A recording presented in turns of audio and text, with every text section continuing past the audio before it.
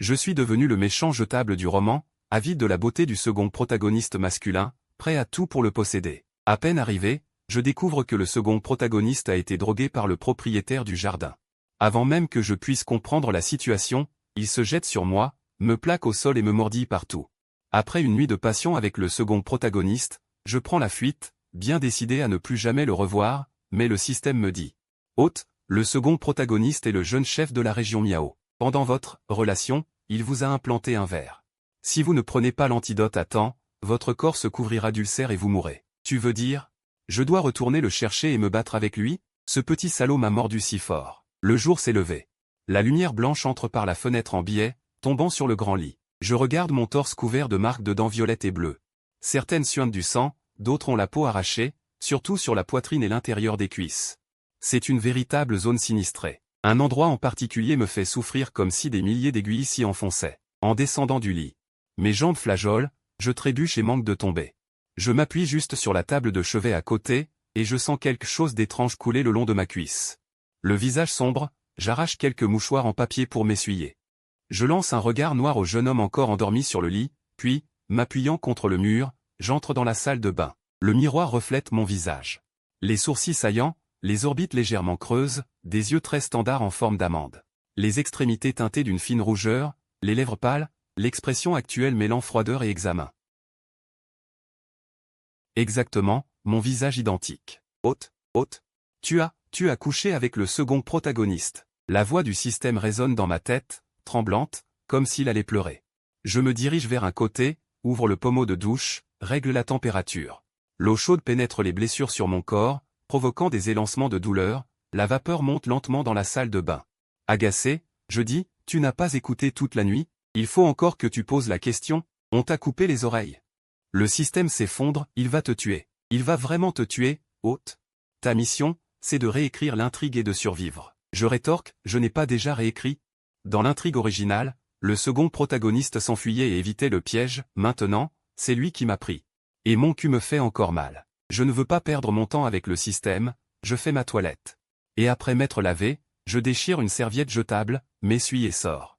Je découvre que le jeune homme n'est toujours pas réveillé, la moitié de son visage enfoui dans l'oreiller, l'autre moitié dévoilée, délicate et belle comme un ange. Innocent et pur, éclatant et lumineux, difficile d'imaginer. Que ces gestes de la nuit dernière étaient si sauvages et violents, comme s'il voulait me tuer sur place. Il se penche. C'est très saisissant, beau mais dangereux, comme un serpent venimeux impénétrable qui m'enlace. Sa voix froide, douce, rauque et rieuse résonne encore à mes oreilles: Tu m'as drogué. N'est-ce pas pour ça? Sage, écarte un peu les jambes, tu sens bon. Laisse-moi te mordre. Détends-toi, ma femme, tu es trop serrée. Ma femme, pourquoi ne pleures-tu pas? Je veux t'entendre pleurer. Appelle-moi. Mon mari, d'accord? J'ai cru un instant que je ne verrais pas le soleil du lendemain. En regardant le visage trop juvénile du second protagoniste. Je demande au système: Ce gamin est majeur? Le système, abattu. Bien sûr, il vient d'avoir 18 ans le mois dernier. Le site interdit aux mineurs les relations amoureuses. Alors il est vraiment doué. Heureusement, l'original avait apporté des vêtements de rechange. Après m'être habillé, je laisse le jeune homme à l'hôtel. Et je pars sans me retourner. Ce n'était qu'une aventure d'un soir. Je prends un taxi, je choisis une villa que l'original fréquentait rarement. C'est un roman BL1VN, qui raconte l'histoire d'un protagoniste gâté et adoré de tous, grandissant des bas-fonds. Il rencontre divers grands patrons, humilie les méchants, dévore des potins, et finit par vivre heureux. Et ce second protagoniste, Cuiran, qu'on peut aussi appeler Gong 2, est l'un de ces grands patrons. Je n'ai regardé que l'histoire de l'original. Bon sang, pas même une nuit. L'original, Shen Kui, porte le même nom que moi, apparaît dans les souvenirs du second protagoniste. Pendant moins d'une nuit, et meurt d'une mort atroce, les boyaux déchirés, pour avoir drogué le second protagoniste à cause de sa beauté. Bien sûr, l'original a pu enlever de force un garçon dans un bar, le droguer pour tenter de le violer, sans finir en prison. Tout cela grâce à son puissant background. Son frère aîné dirige le groupe de la Cité Sacrée, et compétent. À la main dure, et ses parents, étant le plus jeune fils, le chouchoute et le gâte. Cela a forgé le caractère de l'original, incapable de respecter les lois. Oh, j'ai oublié de dire que ce frère aîné du méchant jetable est aussi l'un des Gonds, je ne sais pas lequel. Finalement, parce que Cuiran a tué son propre petit frère, il multiplie les calomnies devant le protagoniste animal contre Cuiran, et essaie en secret de le tuer. Mais échoue jusqu'à la fin. Qu'est-ce que c'est que tout ça? Je me masse le front douloureux. Entre dans la villa, enfile un pyjama ample, et m'allonge sur le canapé. J'ai commandé un repas. La douleur dans mon corps se mêlait à la fatigue d'un manque de sommeil. J'étais sur le point de m'endormir quand, soudain, j'ai senti une démangeaison sur mon bras. J'ai tendu la main pour me gratter, mais j'ai clairement senti une petite bosse. Puis cette petite bosse a disparu comme effrayée. J'ai ouvert les yeux brusquement pour regarder mon bras, et j'ai vu avec stupéfaction une petite bosse d'un bleu tirant sur le noir, qui se déplaçait rapidement sous la peau de mon bras. « Qu'est-ce que c'est que ça ?» s'écria le système, horrifié. « Putain, hôte, j'ai oublié de te dire, le deuxième homme, Cuiran, est le jeune maître du Miaojiang. Quand tu as couché avec lui, son corps t'a déjà implanté un ver de maléfice. Si tu ne prends pas l'antidote à temps, tu pourriras de partout et tu mourras. Tu veux dire que je dois encore aller le voir? Une chose aussi importante, pourquoi tu ne l'as pas dit plus tôt? T'es un bon à rien ou quoi? » Le système fit ouin ouin. « J'étais trop choqué que vous ayez couché ensemble. Du coup j'ai oublié. Mais le ver est sur toi depuis moins de 24 heures, il n'a pas encore établi de lien profond avec ton corps. Pour l'instant, pas trop d'inquiétude. Il suffit de trouver Cuiran. » Alors que le ver était sur le point d'atteindre mon poignet. S'il s'enfonçait dans mon corps et disparaissait, quel que soit le type de ver, ce serait une catastrophe sans fin. Mon regard se durcit. Je saisis rapidement le couteau à fruits sur la table basse. Sans hésiter, je plantai la pointe de la lame à l'extrémité de la bosse rampante, l'enfonçant profondément dans la chair. Le bruit sourd de la chair déchirée résonna anormalement fort dans le salon silencieux. Le sang jaillit presque instantanément, teignant en rouge la moitié de ma manche. Mon expression était d'un calme absolu. La chair de mon bras se retournait vers l'extérieur, révélant des fibres rouges vifs. Dans ce chaos sanglant, j'aperçus le ver de Maléfice. Entièrement noir, il agitait de fines pattes semblables à celles d'un mille-pattes. Il était vraiment laid. À ce moment, la moitié de son corps s'était déjà enfoncée dans les muscles profonds. La moitié extérieure, soudainement exposée, se tordait violemment, ses petites pattes grattant frénétiquement la chair environnante, essayant de s'enfoncer plus profondément. La pointe du couteau plongea vers le bas, et je déterrai de force le ver, ainsi que le morceau de muscle, de mon bras. Le ver tomba par terre, s'agitant sans but dans le sang. Le visage impassible, je le poussai sur le carrelage avec la pointe du couteau. Et, comme on écrase un cafard, je l'écrasai violemment, en tournant même un peu ma chaussure de gauche à droite. Le ver devint une bouillie. Le système resta bouche bée. « Hein? On peut faire ça ?» Il regarda mon bras atrocement mutilé, choqué. « Attends, hôte, t'es vraiment trop dur avec toi-même, non ?» Je ne répondis pas au système. Le sang gouttait de mon bras sur le sol, en un bruit régulier. Dans l'agonie, ma rage était telle que j'en riais. « Sacré Cuiran, tu t'es fait plaisir et après tu changes d'attitude. Tu ne me reconnais plus, et en plus tu m'as mis un verre? Je vais t'en mettre, moi. » C'est alors que je réalisai enfin que quelque chose clochait. À cause de certaines raisons particulières, ma constitution était hors du commun. Mes blessures guérissaient plus vite que la normale. Mais jusque-là, même pas cette plaie à vif avec la chair retournée et l'os apparent. Ni même les blessures causées grossièrement par Cuiran la nuit dernière ne montraient aucun signe de guérison rapide. Le texte original mentionnait, dans le point de vue de Cuiran, que le personnage original était petit, gros, avec des joues grasses qui réduisaient ses yeux à des fentes. Mais moi, j'avais exactement le même visage qu'avant ma transmigration, qui n'avait rien à voir avec l'obésité. Ma taille faisait 1,85 m. Ça, c'est petit? Alors je suis venu en corps ou en esprit. J'avais compris qu'il y avait un problème. Système, je suis venu en corps ou en esprit? Le système balbutia, en fait, encore. Parce que le personnage original ne te ressemblait pas. Mais le ciel a modifié la conscience de tout le monde. Donc à partir de maintenant, tu es le personnage original. Seulement, tu utilises actuellement les données d'un corps humain ordinaire. Ton corps d'origine, à cause d'un bug du système, n'a pas encore été transmis à 100%. Seul le visage et la taille ont été transmis. Il faudra un certain temps. Regarde ton ventre. Tu n'as pas d'abdominaux, mais tu en avais avant de traverser le livre. Donc la transmission n'est pas finie. S'il ne l'avait pas dit, je ne l'aurais pas remarqué. Je touchais mon ventre plat et mince. Effectivement sans la moindre trace d'abdominaux. Je répondis, résigné, en fait, c'est très bien comme ça. Mes données corporelles n'ont pas besoin d'être transmises, d'accord? Je peux me retravailler des abdos. Mais je ne veux surtout pas retrouver mon corps d'origine, véritable cauchemar. Système, impossible d'interrompre le processus. Je ne répondis plus au système. Je commençais à comprimer mon saignement et à accepter la réalité. Puisque de toute façon je finirais par redevenir mon corps d'origine, ce morceau de chair manquant sur mon bras pourrait repousser. Après avoir serré fermement un bandage autour de la blessure, je me changeai rapidement, quittant ces vêtements qui semblaient provenir d'une scène de crime. Je me forçai à reprendre courage. Et sortis de la villa pour héler un taxi et aller à l'hôpital. Putain, si seulement j'avais encore mes potes de ma vie d'avant. J'aurais pu passer un coup de fil et m'évanouir tranquille. En attendant le taxi au bord de la route, le vertige dû à la perte de sang Le froid, la torture sous la douleur atroce et la faiblesse de mon corps après une première fois trop intense faisaient vaciller légèrement mon champ de vision. Insupportable. Je tenais uniquement par une volonté de faire. « Monsieur, avez-vous besoin d'aide ?» Une voix agréable et mélodieuse s'éleva, teintée d'inquiétude. Je levai la tête. Je vis un jeune homme à la stature droite, au visage élégant et beau. Son regard tomba sur mon bras.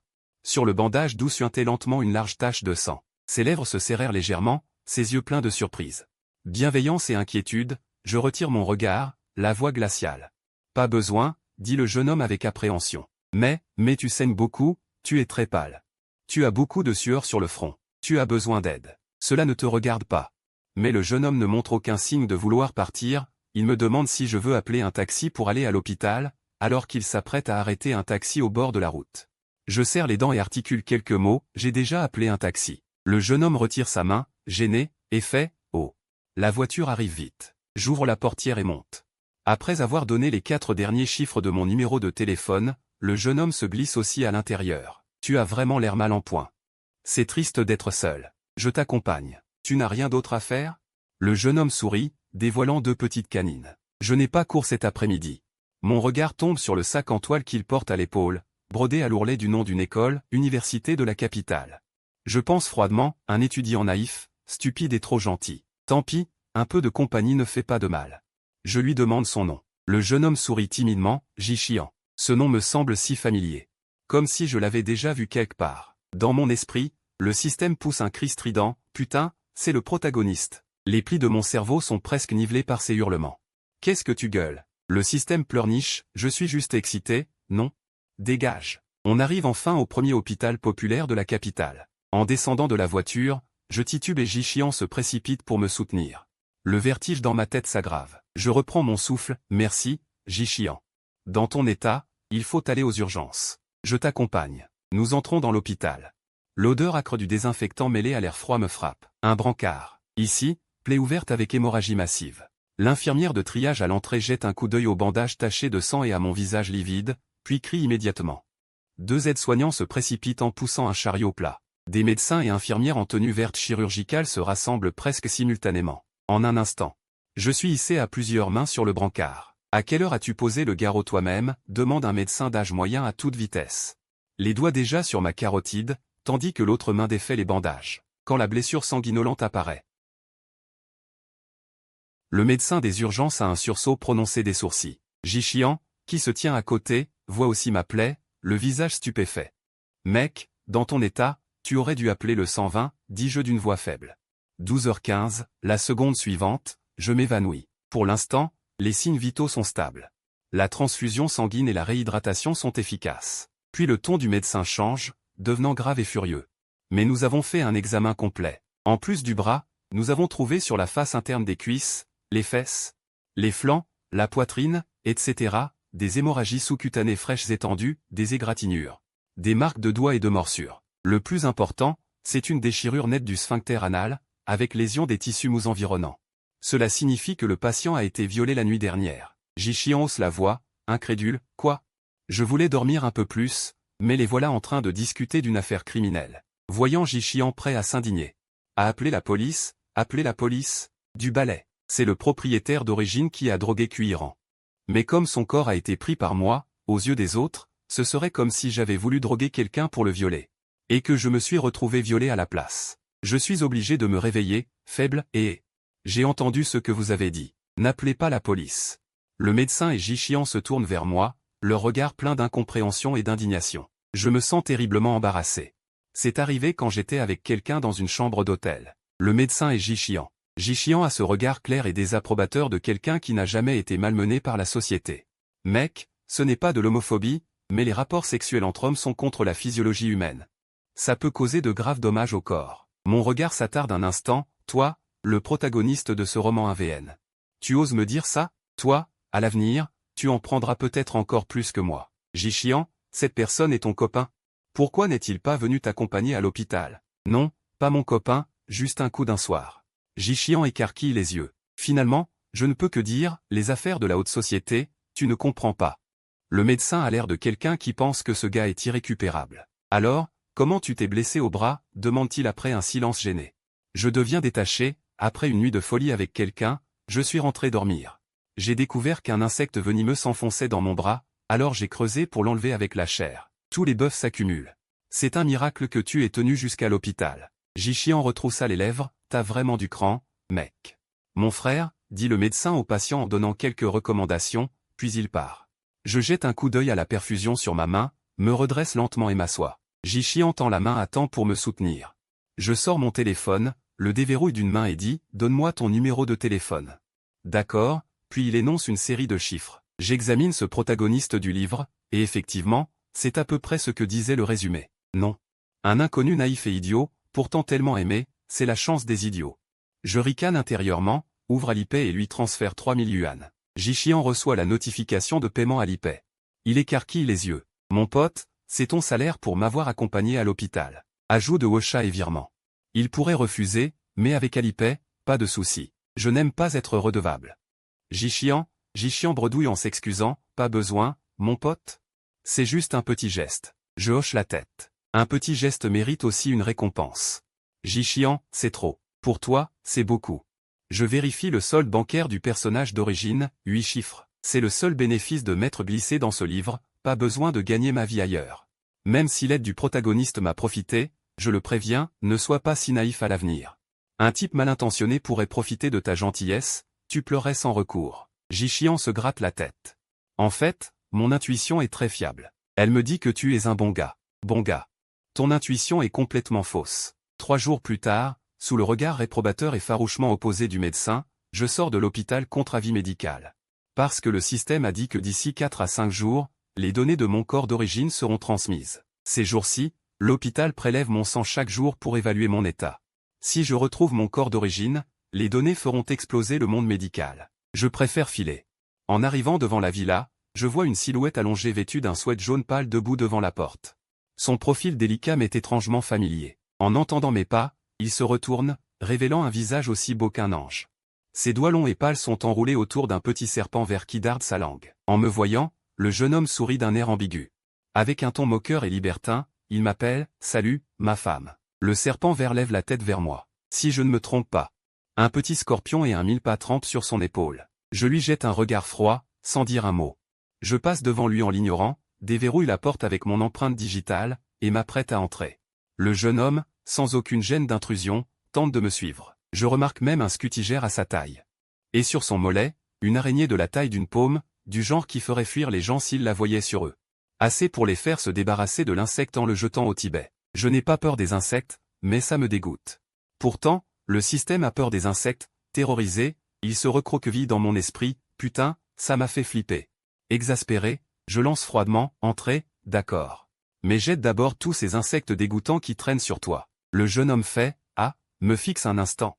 Puis dit à contre-cœur, d'accord, ma femme. Ensuite, tous ces insectes divers sur lui. Y compris mes sens illimités, mille-pattes, scorpions, scutigères, araignées, geckos, et d'autres bestioles hideuses dont je ne connais même pas le nom, qui font chuter la santé mentale. Rampant de lui, agitant leurs antennes, et disparaissent en un éclair. Je commence à essayer de me souvenir si, la nuit où j'ai couché avec lui, j'ai été touché par ces horreurs. Mais à ce moment-là, entre douleur et plaisir, son beau visage dansait devant mes yeux, et il me chuchotait des obscénités à l'oreille. Je n'avais pas du tout fait attention à ça. Soudain, je me sens aussi dégoûté que si des cafards m'avaient rampé dessus. Je ravale ma colère et demande. La nuit où on a couché ensemble, tu n'avais pas ces insectes sur toi? Sinon, je t'aurais giflé. Pour te renvoyer de Pékin chez toi. Le système se tait, puis, hôte. N'as-tu pas oublié? C'est en couchant avec toi qu'il t'a implanté le verre. Voyant que la dangerosité et la meurtrière commencent à percer dans mes yeux. Le jeune homme se dépêche, non, cette nuit-là, je n'avais pas d'insectes sur moi. Je n'en crois pas un mot, alors comment m'as-tu implanté le verre? Il est tombé du ciel? Le jeune homme explique, le verre que je t'ai implanté, c'est une espèce précieuse que je garde dans une boîte. Je ne les laisse pas ramper n'importe où. Mon expression s'adoucit enfin. Et jette aussi ce trimre suru que tu as au poignet. Le jeune homme gémit pitoyablement, ma femme, c'est mon animal de compagnie adoré. Je me fiche de ton adoration. Si tu oses l'amener à l'intérieur, lui ou moi, l'un de nous ne sortira pas vivant aujourd'hui. Le trimre suru semble aussi ressentir la frustration de son maître, il baisse la tête, l'air abattu. Je reste impassible. Le jeune homme doit aller calmer son animal, petite cuit, va jouer toute seule. Je viendrai te chercher plus tard. Le trimre suru tire la langue, obéissant, descend de ses doigts. grimpe à un grand arbre devant la porte, s'enroule autour d'une branche, se balance la tête en bas comme une balançoire, puis, en entrant, le jeune homme dit d'une voix mêlée de perplexité et même de malice, « Mais je suis vraiment curieux. Le verre que je t'ai implanté il y a 3 jours a soudainement perdu le contact. Comment as-tu fait?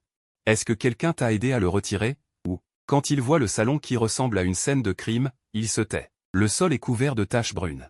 Des éclaboussures de sang parsèment le canapé et la table basse, oxydée en taches brun foncé après 3 jours. Un fruit. Sur la lame, le sang avait déjà formé une fine croûte. Les vêtements tachés de sang, froissés en boule, gisaient par terre. Une odeur légère de fer flottait dans l'air. Le verre extrait stupéfia Cuillerand, un verre vivant. Un problème? Je ne prêtais aucune attention à l'expression choquée de Cuillerand. Je m'assis sur une partie propre du canapé et ordonnai d'une voix calme, d'abord, lave le sol.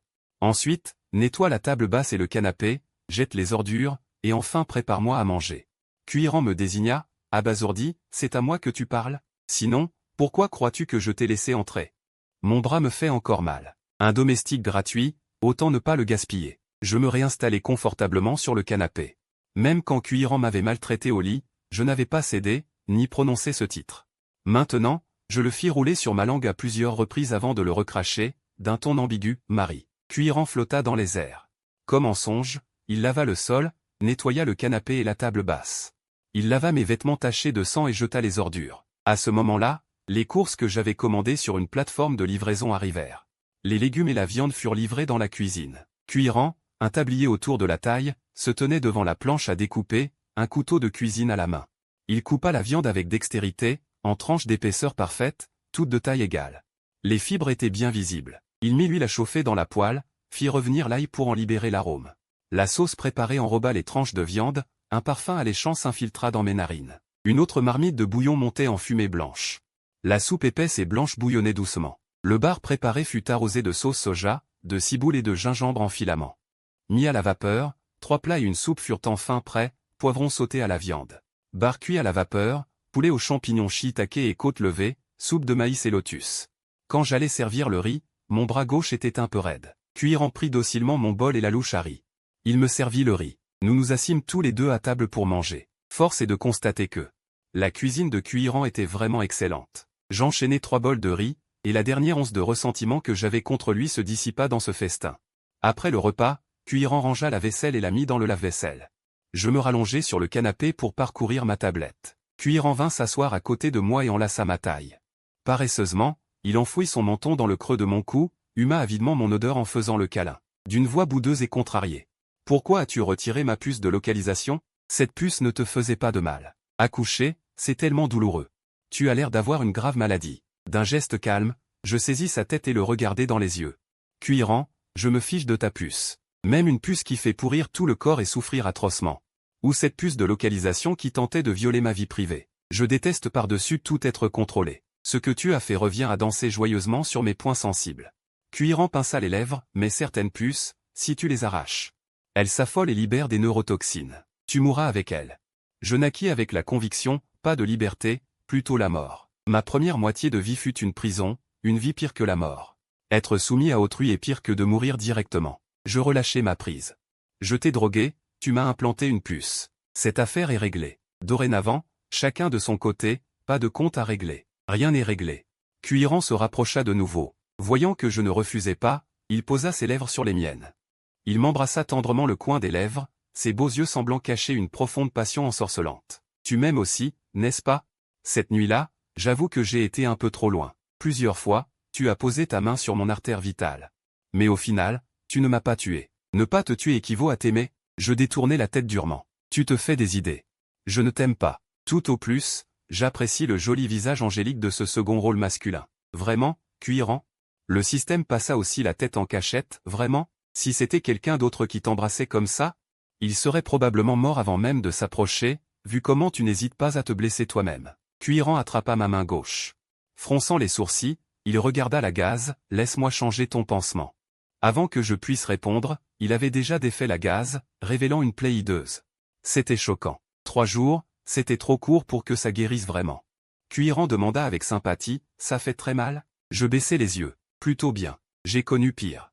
Ça ne se classe même pas Cuillerand, la prochaine fois, laisse-moi retirer la puce.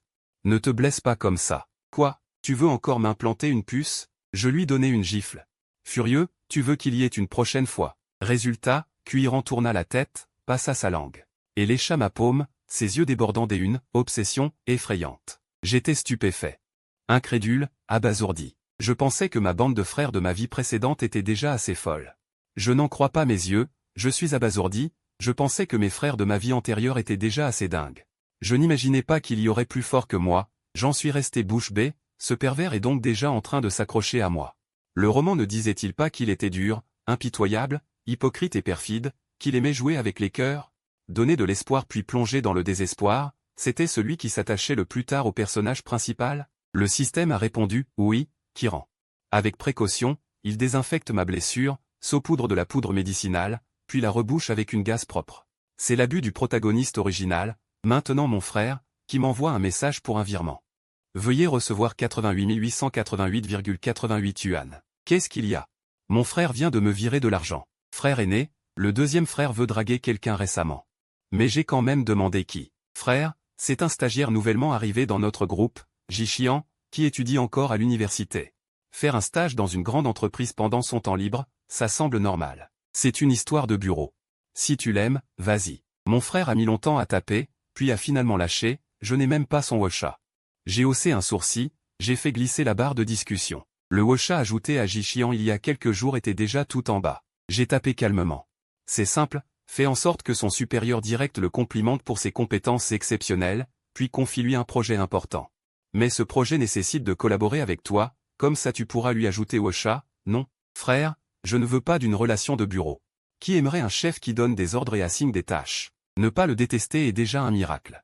Deuxième frère, tu as de l'expérience, tu ne peux pas trouver une solution pour moi? Qui a de l'expérience? À part Kyran, je n'ai eu aucune relation réelle avec personne. Bon, d'accord. J'ai encaissé l'argent sans vergogne, et j'ai lâché froidement, débrouille-toi tout seul. Kyran a soudainement passé la tête, un sourire radieux teinté de jalousie, à qui parles-tu, ma femme? Mon frère biologique. Kyran a poussé un soupir de soulagement, ah, c'est donc mon beau-frère. Arrête de m'appeler, ma femme. Appelle-moi par mon nom. Sheng Kui, Sheng comme dans, épanoui, Kui comme dans, prière. Kyran a fait le docile, d'accord, je t'appelle QIGE, d'accord? Comme tu veux. Le lendemain, Kyran a débarqué avec sa valise, s'installant chez moi sans vergogne. Je n'avais qu'une seule exigence. Pas de bestiole dégoûtante à l'intérieur. Kyran a battu des cils de ses beaux yeux, suppliant d'une voix pitoyable. QIGE, je ne peux même pas amener Xiao Kuizi, elle est très intelligente. Très sage, elle ne mord pas. J'ai regardé, impuissant, le petit serpent vert. Qui laissait traîner sa tête triangulaire sans énergie par la fenêtre, ses yeux ronds comme des billes de soja affichant une stupidité naïve. Il avait presque l'air mignon, mais ça ne changeait pas le fait que c'était un trimre sur albolabri extrêmement venimeux. Et en plus, son maître était Kyran, lui-même un concentré de venin, c'était du venin sur du venin, du venin sur du venin. Du venin sur du venin. Avant de retrouver mon corps d'origine, une seule morsure. Et je montais directement au ciel. Même s'il n'était pas un trimre sur albolabri, je n'aime pas les serpents. C'est dans les gènes des Xinquins, une méfiance et une aversion instinctive envers les espèces dangereuses. Mais Kyran avait des traits délicats. Un visage pur et beau, des cils longs, des yeux humides. Tellement beau qu'il en faisait trembler l'âme, vraiment d'une beauté à couper le souffle. Quand il suppliait à voix basse, son ton était doux et mélodieux, sa voix douce et moelleuse. Comme cachant de petits crochets. Même sachant le danger, la perfidie et le sourire empoisonné qui se cachaient derrière cet homme, tel un abîme sans fond. Une seule erreur et c'était la perdition, je ne pouvais m'empêcher de m'attendrir. Dire que j'étais fasciné par son apparence n'était pas tout à fait vrai. Avant d'entrer dans ce livre. Mes frères étaient tous plus beaux, plus élégants et plus charmants les uns que les autres, capables de former un groupe et de débuter directement, et je n'avais jamais eu de pensée particulière pour eux. S'ils avaient osé élever ces saletés, j'ai imaginé la scène, je les aurais virés avec leurs bestioles. Jeter tout ce qu'ils avaient touché et désinfecter ma maison à 360 degrés. Une fois. Pourquoi Kyran parvenait-il toujours à me faire déroger à mes règles? Tant pis, je n'arrive pas à comprendre. Je ne vais pas me prendre la tête. J'ai fermé les yeux, pesant le pour et le contre, ce n'est qu'un serpent. Il n'est pas laid, le laisser entrer n'est pas impossible. De plus, dans un jour ou deux, le transfert des données de mon corps d'origine sera terminé. Et même si je suis mordu 100 fois, je ne mourrai pas. Le système, qui perçoit le mieux mes émotions, cette nuit-là aussi, tu savais que Kyran était dangereux. Mais tu l'as quand même laissé faire, résultat tu t'es fait retourner et exploser toute la nuit. Tu oses encore dire que tu ne l'aimes pas? Même un zombie refuserait, espèce de cerveau amoureux.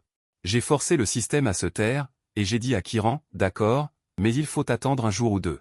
Kiran, bien qu'il ne comprenne pas pourquoi il fallait attendre un jour ou deux, a obéi, d'accord. Tu es seul à Pékin. As-tu assez d'argent? Kiran a pris un air gêné, en fait, je pensais qu'il n'avait pas. Alors je lui ai demandé d'envoyer son numéro de carte bancaire. Kiran a envoyé joyeusement, ma femme va me donner de l'argent de poche. Je lui ai transféré 5 millions. Kiran regarda le solde de sa carte bancaire, stupéfait, c'est tellement. Le système se relança de force. Révolté, tu es un idiot amoureux irrécupérable. J'ignorais le système. Demandant avec perplexité, c'est beaucoup? D'habitude, j'aide aussi quelques potes déprimés, je leur envoie des millions à chaque fois. L'argent, c'est ce qui se gagne le plus facilement. Je n'arrive pas à tout dépenser moi-même, dit Kiran sérieusement. C'est trop. En fait, j'ai de l'argent, beaucoup d'argent. Le système s'indigna, lui, un jeune chef miao, comment pourrait-il manquer d'argent? Rien qu'avec divers arbres anciens, il a déjà amassé une fortune. Il est l'invité d'honneur de certaines sommités. Sans parler des antiques, pierres précieuses, or et argent transmis par ses ancêtres. Il est peut-être plus riche que ta famille. Que tu aies de l'argent est ton affaire. Que je t'en donne est la mienne. Kiran se colla à moi, tout câlin. Il embrassa mon lobe d'oreille en riant, merci, frère Kui. Frère Kui est si gentil. Mes oreilles devinrent légèrement rouges, le coin de mes lèvres se releva d'un pixel. 2 jours plus tard, je me levai tôt. Après m'être brossé les dents et lavé le visage, j'entendis le système dire. Veuillez noter que les données corporelles d'origine sont prêtes pour la transmission. 98%, 99,99%. Je touchais mon abdomen, le contour des abdominaux était déjà visible. À ce moment, une douleur atroce me parcourut le bras. J'arrachai le bandage d'un coup. Les muscles à l'endroit manquant se mirent à pousser frénétiquement, les escarres tombant. Révélant une peau neuve, rose pâle. 2 heures plus tard, il ne restait qu'une légère cicatrice. 3 heures plus tard, la cicatrice disparut, comme si la blessure n'avait jamais existé. Je marchai jusqu'à la porte. Je frappai un coup de poing sur la porte en fer spécial de la villa. Bang! Un bruit énorme, puis la surface de la porte se déforma instantanément. Un creux en forme de poing s'y enfonça. Mon poing, lui, était intact.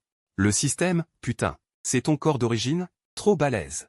Hôte, tu as mangé des épinards version Popeye. Je répondis sans émotion, juste un cobaye modifié par des organismes illégaux. Système. Je fis rouler mon poignet et pousser un petit rire grave.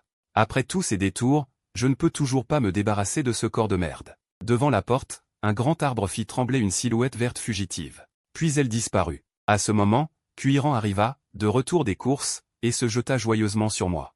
Frère Kui, j'ai acheté des légumes. On mange du ragoût de lait avec navets et des aubergines hachées, ça te va? Puis il vit la porte déformée. Demandant avec perplexité, qu'est-il arrivé à cette porte? Je pris les légumes de ses mains. La porte est cassée. Je vais appeler un ouvrier pour la réparer tout à l'heure. Kiran regarda bien le trou de poing dans la porte. Maintenant, ton petit serpent vert peut entrer. Mon corps actuel est immunisé contre la plupart des médicaments et toxines. Mordu par un animal venimeux. J'aurai juste un peu mal, mais je ne mourrai pas, 1 heure plus tard. Kiran avait cherché sur 10 arbres sans trouver son précieux serpent, petit Kui. Où es-tu allé? Es-tu sur cet arbre? Si tu ne sors pas tout de suite. Je vais me fâcher. Assis dans un fauteuil à bascule devant la porte, je sirotais lentement monté en regardant Kiran chercher son serpent en panique. SSS, SSS, SSS. Je suivis le bruit du regard. Un petit serpent vert rampait vers moi. Comme s'il savait que je ne l'aimais pas, il s'arrêta à 2 mètres de moi. Il leva la tête et remua la queue vers moi. Le geste semblait même plein de flatterie. Je plissai les yeux, une main tenant ma tasse de thé. De l'autre main, je levai l'index et lui fis signe de venir. Le petit serpent vert, ravi, rampa vers moi.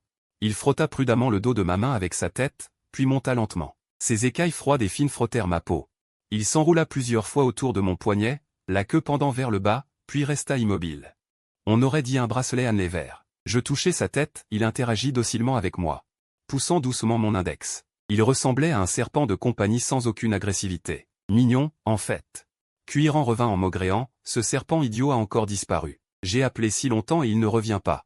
Puis il croisa les yeux innocents du petit serpent vert sur mon poignet. Kiran regarda.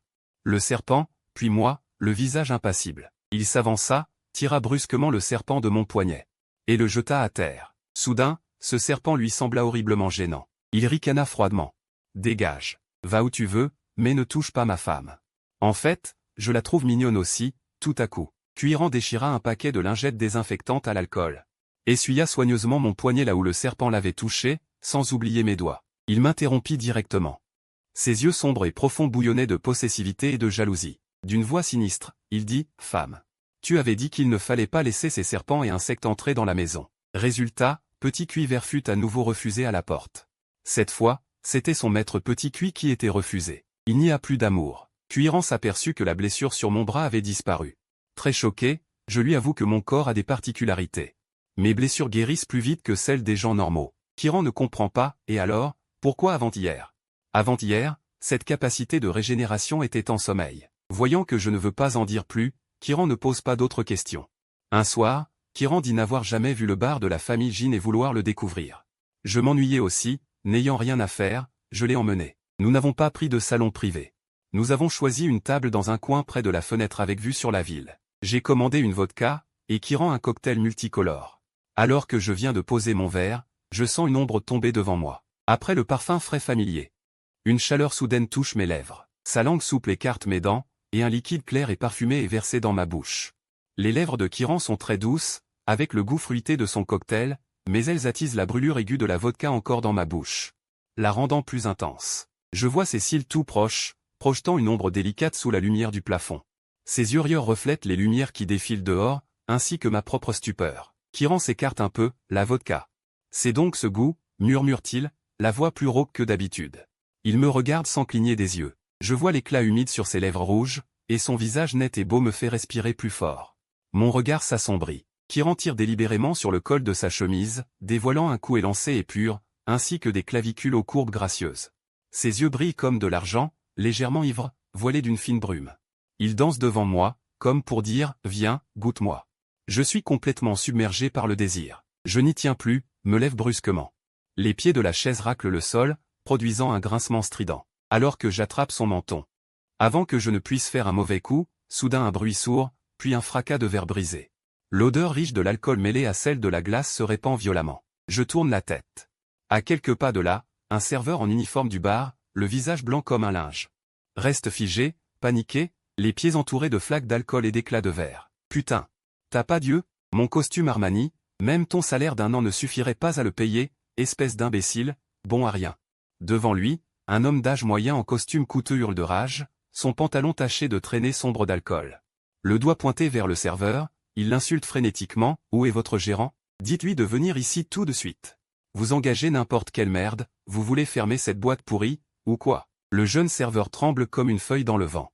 La tête baissée, il ne fait que s'incliner sans cesse, répétant d'une voix pleurnicharde. Désolé, monsieur, je ne l'ai pas fait exprès. Je ne l'ai vraiment pas fait exprès. Les gens autour tournent la tête, mais la plupart regardent par curiosité ou détournent le regard avec indifférence. Qu'est-ce qu'il y a à voir? Ma tête est retournée par une force qui ne souffre aucune contestation. La voix de Kyran est un peu agacée. Il ne s'intéresse absolument pas à la scène. Il me plaque contre la chaise, enfouissant sa tête dans mon cou. Il froisse ma chemise, une multitude de picotements et de démangeaisons se répand sur ma clavicule. Je l'entoure complaisamment de mes bras. En réalité, je continue à observer le spectacle. Je remarque que plusieurs regards se posent sur nous, puis s'éloignent. Puis reviennent. Mon Wi-Fi capte ceci. Qu'est-ce qu'il y a à regarder le serveur se faire engueuler? C'est bruyant à mourir. Tu vois ces deux mecs super beaux qui flirtent? Miam miam. Pourquoi on ne peut pas regarder les deux en même temps? L'un est beau et froid. L'autre est délicat et joli. Tu sais, celui qui est en dessous laisse faire le jeune, avec une espèce de domination hautaine. Il a un côté papa, quel contraste. J'adore, je me régale. Tu crois qu'ils s'embrasseront quand? Ils se sont déjà embrassés tout à l'heure, ils ont même échangé de l'alcool. Tu as manqué ça, c'est dommage. Alors on parie qui est le 1 et qui est le 0? Je mise sur le plus âgé. Mince, c'est nous qui faisons le spectacle. Pour éviter les regards, j'avais pourtant choisi cette table discrète dans un coin. Du coin de l'œil, j'aperçois soudain d'autres serveurs monter, parmi eux un jeune homme au visage fin et élégant, à la peau blanche et propre. Putain, Jichian, pourquoi il travaille ici comme serveur? Ah oui, sa famille n'est pas très riche. C'est normal qu'il fasse un petit boulot dans un bar, comme dans les romans. Je repense à son caractère toujours prêt à intervenir, à défendre les autres. Presque trop naïf. Une fois, un étranger blessé, moi, il m'a accompagné à l'hôpital. Sans craindre de se faire arnaquer. Et si maintenant, comme dans les romans de Boss, la petite fleur blanche du protagoniste trouve que ce type fait un scandale insupportable, se croit super juste, prend la défense du serveur qui a fait une erreur. Et finit par s'opposer au puissant? Frère Cui, tu n'es pas concentré. La voix mécontente de Kyran me parvient. La douleur sur ma clavicule s'intensifie soudain. Surpris, je halète sous la douleur, les coins de mes yeux s'embuent de larmes. Bordel, t'es un chien ou quoi? J'attrape sa nuque et l'écarte. Chef, tu pourrais faire plus doux, s'il te plaît? Kiran se passa la langue sur les lèvres, regrettant, et fixa la marque de dents qui suintaient du sang sur ma clavicule. Je fronçai les sourcils et reboutonnai d'un geste ma chemise pour dissimuler les marques de baisers et de morsures qui couvraient ma clavicule. La plaie me lançait violemment, dès qu'elle se manifestait. La régénération avait déjà commencé, cette blessure guérirait en moins de 10 minutes, mais il ne fallait pas qu'on la voie. Je ne voulais pas me faire capturer une nouvelle fois dans ce monde pour des expériences sur le vif. Une fois mon col ajusté, il me dévisageait avec cette insistance. Mon cou, légèrement rougi, et le coin de mes yeux écarlates le poussèrent à murmurer à mon oreille, « Ma femme. Tu sais à quel point tu es tentante comme ça? J'ai envie d'embrasser chaque parcelle de ta peau, puis de te plaquer contre la baie vitrée et de te faire pleurer. » En public, pas de chaleur. Kiran effaça de son regard cette fascination et cette insatisfaction. D'accord. Je regardai dans cette direction et constatai que le protagoniste serviteur ne s'était pas porté volontaire pour le chaos causé par le fautif, elle baissait les yeux, restant en retrait comme une ombre. Les autres serveurs tentèrent de calmer l'homme d'âge moyen, tandis que l'un d'eux appelait le manager. L'homme d'âge moyen continuait de s'énerver, déversant un flot d'insultes. Je vis distinctement dans les yeux de Jichian une lueur de « collègue stupide ». Un client bruyant, quelle plaie. Ce boulot de merde, je devrais peut-être me faire rembourser en nature. Pourquoi le manager ne vient-il pas dégager ce client pénible? L'air complètement lessivé d'un travailleur acharné. Bon, d'accord. Jichian n'était pas assez stupide pour être un imbécile. Le manager arriva enfin. Derrière lui se tenait un homme au visage doux et élégant, les sourcils froncés, contemplant cette scène chaotique. Le manager s'inclina en souriant, « Monsieur Zagne, toutes mes excuses, nous sommes désolés de vous avoir dérangé. » Puis, se tournant vers le serveur, il le réprimanda durement, « Comment travailles-tu? Excuse-toi immédiatement auprès de Monsieur Zagne. » Le serveur s'inclina sans cesse, la voix pleine d'effroi et d'impuissance, « Monsieur Zagne, pardon, pardon ?»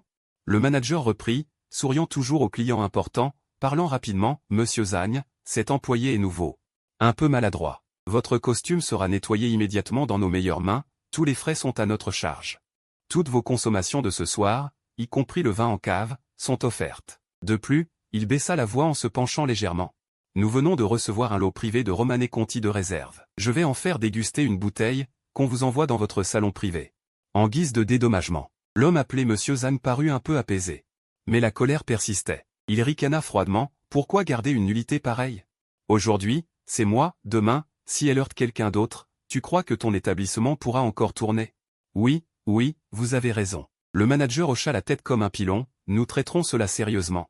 Et cela ne se reproduira plus. » Tout en parlant, il fit signe à un autre serveur de nettoyer les débris au sol, et jeta un coup d'œil prudent à l'homme doux derrière lui. L'homme doux lui fit un signe de tête, l'invitant à s'occuper de ses affaires. Le manager poussa un soupir de soulagement. Et, le dos légèrement courbé, guida Monsieur Zhang vers une zone VIP plus privée, « Par ici, je vous prie. » La scène chaotique prit ainsi fin. Je trouvais cet homme doux un peu familier.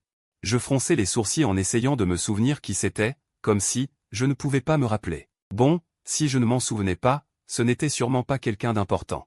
Je vis l'homme doux remarquer l'un des serveurs, l'air surpris. Il s'approcha de lui, comme s'il allait dire quelque chose. Je détournai lentement le regard. Kiran se rapprocha sournoisement, comme un chien, et se mit à lécher mes lèvres, sa langue s'infiltrant à l'intérieur. Je plissai les yeux, emporté par ce baiser jusqu'à ce que je perde conscience, jusqu'à ce que Cheng Ge. Que faites-vous tous les deux? Cheng Ge, pourquoi es-tu ici? Je repoussai Kiran. Tournai la tête et vis Jichian et l'homme doux me fixer tous deux. Jichian, stupéfait, avait l'air incrédule. Tandis que l'homme doux montrait une colère mêlée de stupeur. Bon, c'est fini, je me souviens qui est cet homme.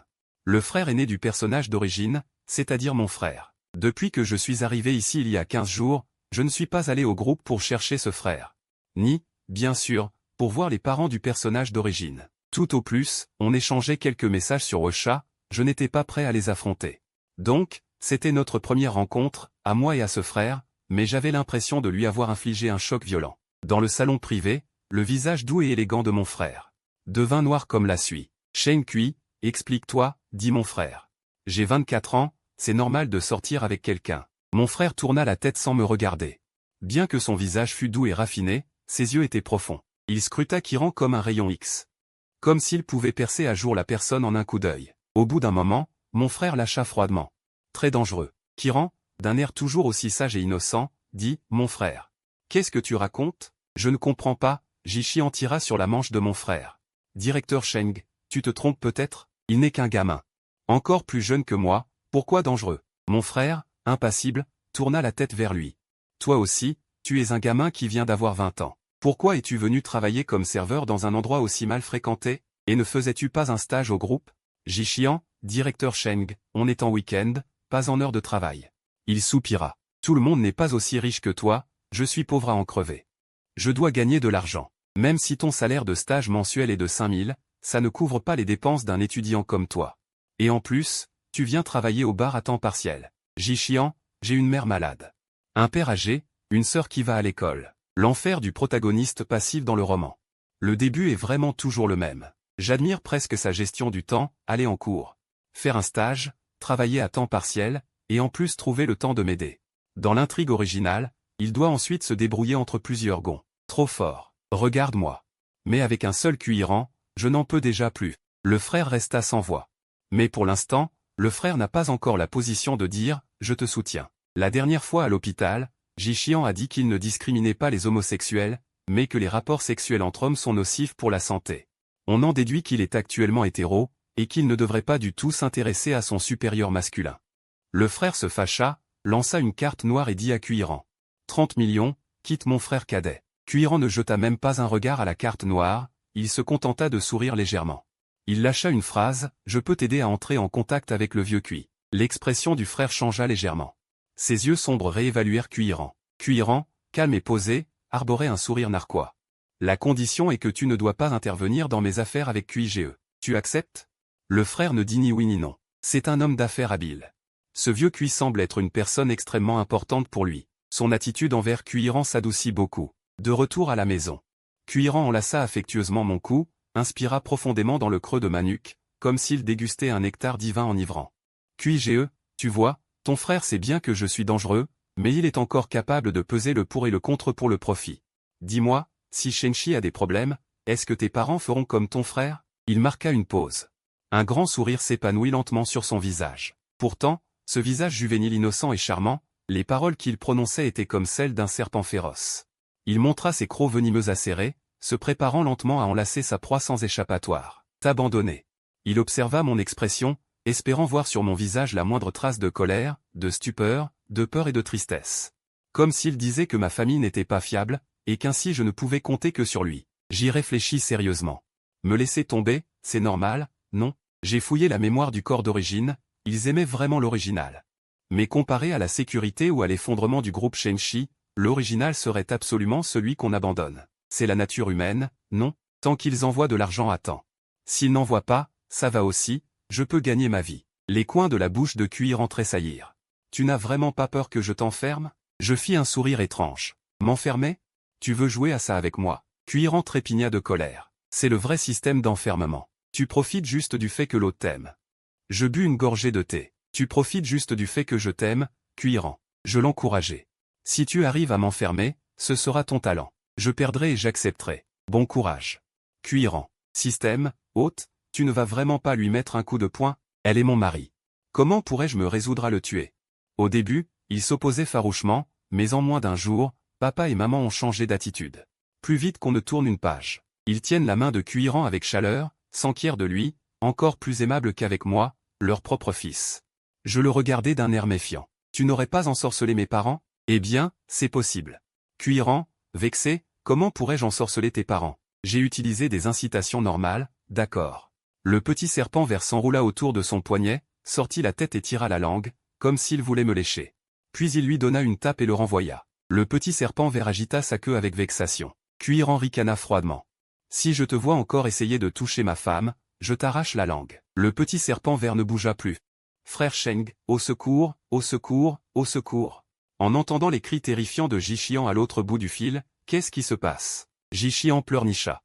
J'ai l'impression d'avoir trop joué. Je les considérais comme des frères, mais ils veulent tous me sauter.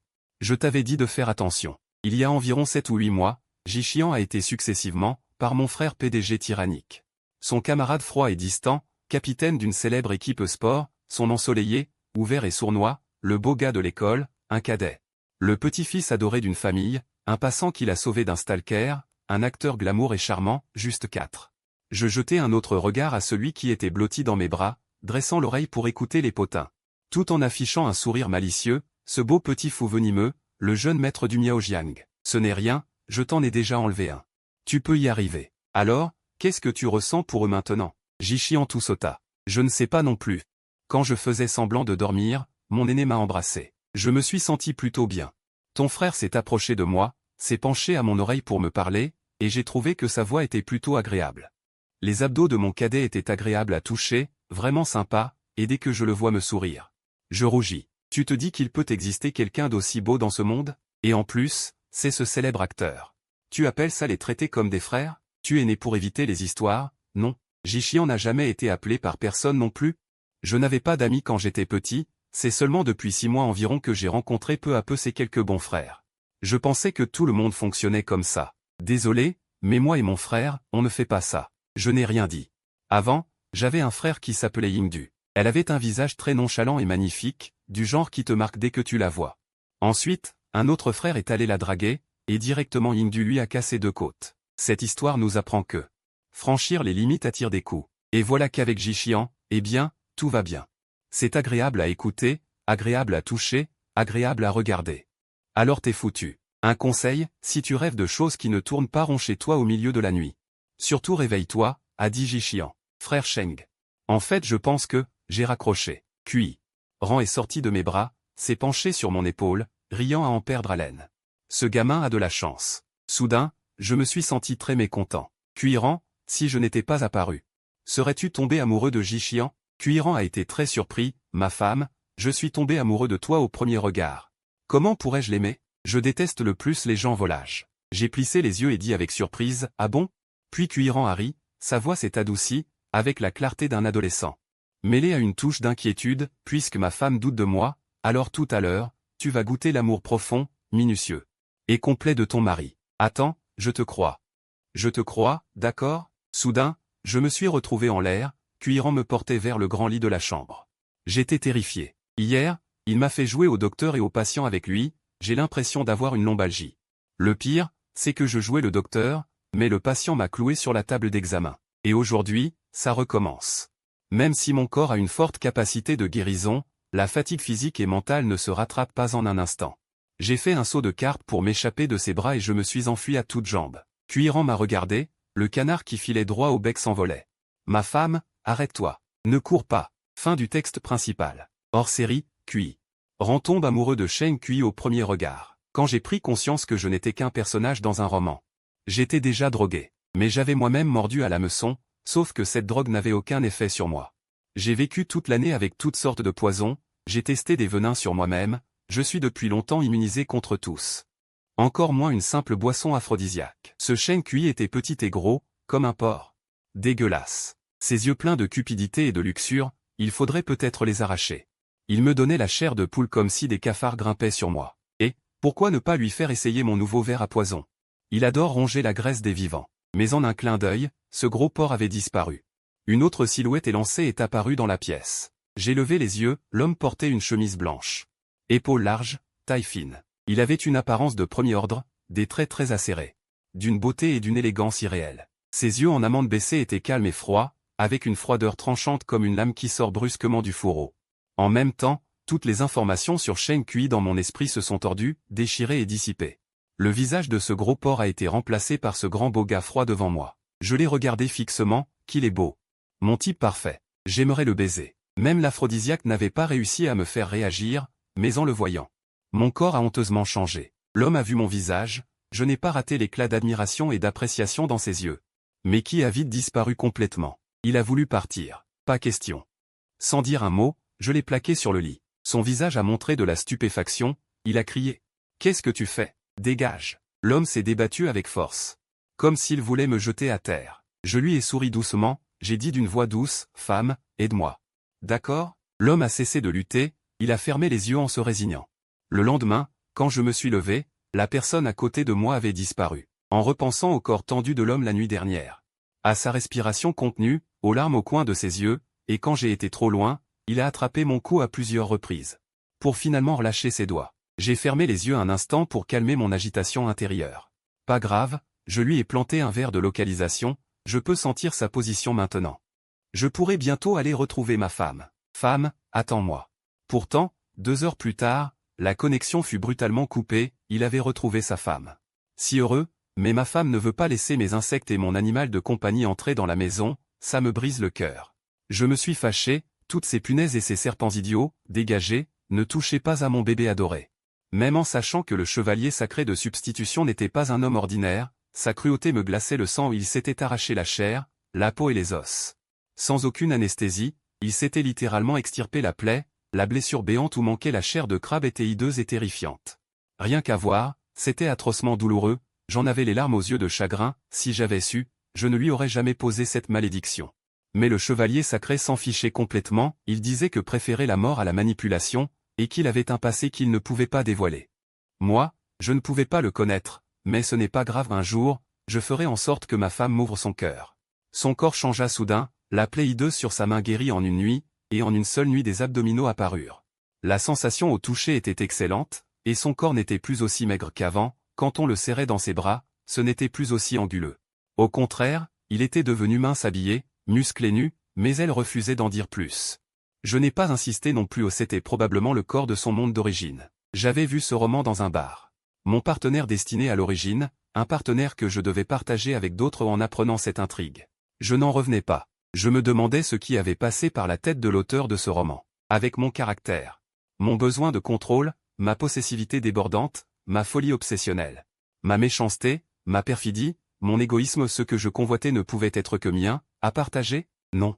Aimer quelqu'un, c'est l'avoir tout entier devant soi, et qu'il n'est Dieu que pour moi, comment pourrais-je le partager? Soit tuer tous ceux qui se basent sur lui, pour qu'il ne dépende que de moi, qu'il ne voie que moi, qu'il ne puisse aller nulle part. Et en plus, un 1v5, le style de l'auteur. J'ai jeté un coup d'œil à ce Gichian. Moche avec une tête d'idiot, puis j'ai regardé le chevalier sacré à côté de moi. La lumière du bar projetait sur ses paupières. Une ombre sombre, dessinant ses contours avec fluidité et relief, son air calme et froid. D'une beauté envoûtante indescriptible. Mon cœur bouillonnait de bulles roses. Cette saleté, comment pourrait-elle rivaliser avec ma femme? Ma femme, mon bébé. Ce n'était pas une de ces filtres d'amour bas de gamme qui rendent l'autre amoureux sans condition, mais la plus haute malédiction de vie commune du Miaojiang. Lui vit, je vis, il meurt, je meurs. Si l'un tombe gravement malade, la malédiction de vie commune peut puiser la vitalité de l'autre pour prolonger sa vie. Au quotidien, on peut aussi obtenir la position de l'être aimé grâce à l'insecte, ainsi que la distance entre soi et lui. Bien sûr, la condition pour poser la malédiction est que les deux s'aiment mutuellement. Sinon, chaque mois, on subira la douleur de 1000 insectes rongeant le cœur. Une fois posée, elle est irréversible. Il fallait en discuter avec le chevalier sacré. S'il ne voulait pas, alors on ne la poserait pas. Le chevalier sacré fronça les sourcils en écoutant, resta longtemps silencieux. J'ai cru qu'il ne voulait pas. J'allais dire, tant pis, quand il demanda, ce filtre d'amour, il est moche, parce que si c'est comme cette sale bestiole dégoûtante que tu m'as mise la première fois qu'on s'est vu. Je refuse. Je sortis alors la malédiction de vie commune. La malédiction de vie commune était plutôt jolie, le mâle était un papillon de verre rouge et or, faisant teinter des clochettes d'argent et répandant une lueur argentée en volant. La femelle était un ver de jade blanc laiteux, au dos rose pâle, tel un millier de sentiments. 2 brins de fil rouge enlacés, rampant, comme un couple inséparable. Le chevalier sacré trouva ça plutôt joli. Il l'admira un moment, puis dit qu'il acceptait de la poser. Je lui rappelai toutes les précautions, je t'ai tout dit, tu es vraiment prêt à l'accepter? Ça va, assez de bavardage, comment on pose, dit le chevalier sacré. Première étape, prélever du sang du bout du doigt. Les 2 brins se séparent. Il prit le mâle. Je veux poser celui-ci, ses ailes sont magnifiques. Je tordis la bouche, si tu veux poser le mâle. Alors c'est mon sang qu'il faut lui donner. La malédiction de vie commune veut toujours qu'un des deux boive le sang de la femme pour la poser sur le mari. Et l'autre boive le sang du mari pour la poser sur la femme. Ainsi les destins sont liés. Alors le chevalier sacré me jeta le mâle. Avec un couteau, il se coupa l'index, le sang jaillit instantanément. Il tomba sur la femelle. Je fis de même, versant mon sang sur le mâle. Mais soudain, la femelle se débattit violemment. Quelques spasmes, et astérisque ploc astérisque elle mourut. Le mâle, comme s'il ressentait quelque chose, s'envola tristement. Fourra sa tête contre la femelle morte, mais par malheur, il toucha le sang sur la tête de la femelle. L'insecte entier réagit comme s'il avait touché de l'acide sulfurique. Se débattit furieusement, et en quelques secondes, il mourut aussi. J'en restai bouche bée. Cette paire de malédictions de vie commune, je l'avais obtenue en prélevant 400 sortes d'insectes venimeux dans le marais froid de la gorge profonde du Miao, en passant par les 9 jours de grand froid et les canicules de l'été. En attendant que les 100 insectes se dévorent entre eux, pour ne former qu'un couple mâle-femelle. En principe, immunisé contre tous les poisons, le chevalier sacré resta silencieux. Je n'en croyais pas mes yeux. J'essayais avec d'autres insectes tous, sans exception. Dès qu'ils touchaient le sang de ma femme, mouraient. Même les scorpions, les araignées.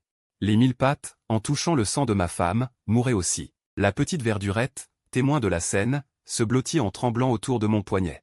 Shen Kui hésita, peut-être que mon corps est différent du vôtre, je suis engourdi. Une question cruciale, quand on a couché ensemble, j'ai bien essayé de te mordre jusqu'au sang. Je t'ai même léché et avalé, et je n'ai rien eu du tout. Shen Kui se tut à nouveau. Je dois te dire quelque chose. Shen Kui hésita. En fait, ce monde est un roman. Tu es l'un des personnages principaux. J'ai un système, il m'a dit. Tu as de la chance et un halo de protagoniste, avec moi tu ne mourras pas. Shen Kui commença enfin à révéler son secret. Il était à l'origine un sujet d'expérience dans une organisation de recherche sur le corps humain d'un autre monde. Plus tard, avec d'autres sujets. Après avoir fait sauter cette organisation, je me suis enfui. Il dit, c'est comme ça que mon corps a été modifié. Je caressais sa peau chaude. Son pouls battait sous son poignet, je demandais en haletant, ça fait mal? Shen Kui mentit sans ciller, non. Comment ça ne ferait pas mal? Quand j'élevais des vers dans mon corps. Les vers se battaient et se déchiraient à l'intérieur, c'était pire que 1000 couteaux, que de se briser les os. Faire des expériences sur sa propre chair, la douleur est inimaginable. Je l'entourais de mes bras en pleurant silencieusement. Ma femme a tant souffert, j'ai tellement de peine pour lui. Pourquoi ne puis-je pas aller dans son monde? Pour tuer tous ceux qui lui ont fait du mal, leur infliger le ver du cœur, les faire souffrir sans pouvoir mourir. Ni vivre ni mourir. Shen Kui essuya une larme au coin de mon œil avec son pouce. Tu as vraiment de la peine pour moi. Je hochai frénétiquement la tête. Shen Kui releva le coin des lèvres, alors ce soir, on dort séparément. J'eus l'impression que le ciel s'écroulait. Pourquoi, ma femme, tu ne m'aimes plus? Shen Kui me repoussa avec douleur. Laisse-moi tranquille, je trouve qu'on est trop collant ces derniers temps. J'ai les reins en compote à force. Tu ne peux pas profiter de mon auto-guérison pour me plonger sans cesse dans la luxure. J'ai besoin de repos. Je dis sérieusement, on peut ne pas faire l'amour, mais on ne dort pas séparément. Shen Kui, la dernière fois tu as dit la même chose. Et alors? Il grinça des dents. Dis-moi, au réveil, j'ai découvert que j'avais gardé ton truc en moi toute la nuit. Je l'enlaçai en minaudant, ma femme, c'était ma faute la dernière fois, non? Ce soir, je promets de ne pas bouger. Je l'embrassai au coin des lèvres. Ma femme. Je frottai ma joue contre la sienne. Ma femme, que exceptionnellement. Fin du texte.